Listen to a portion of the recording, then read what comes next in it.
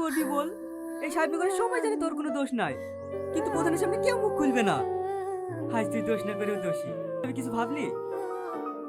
না স্যার, জানিনি কোথায় যাব। আমাদের পড়াশোনা করে হইলে না স্যার। কাঁদিস না, সব হবে। এই নে ধর, এটা তো ট্রান্সফার সার্টিফিকেট। নবগ্রামে আমার মামার বাড়ি, তুই আমার মামার বাড়ি যা। কিন্তু স্যার, কোনো কিন্তু না, আমি ফোন করেছিলাম, সব কথা হয়ে গেছে। ওখান থেকে তুই পড়াশোনা কমপ্লিট করবি। হ্যাঁ, তা আপনার জন্য কিছু ভালো আসলাম। টনি, টনি না স্যার বল। আর এত বড় মাছ, মিষ্টি, আরে না টাকা বাঁচা লাগছে, আমাকে ঘুষ দিতে এসছে। Constable, yes sir. একটা ছবি তোলো আর কেস লেখো।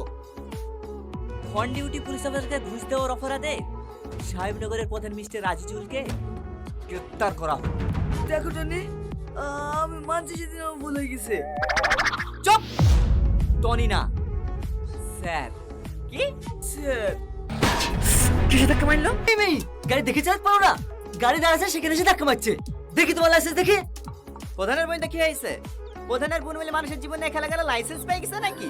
টনি তুমি তুমি পুলিশ অফিসার হয়ে গেছো?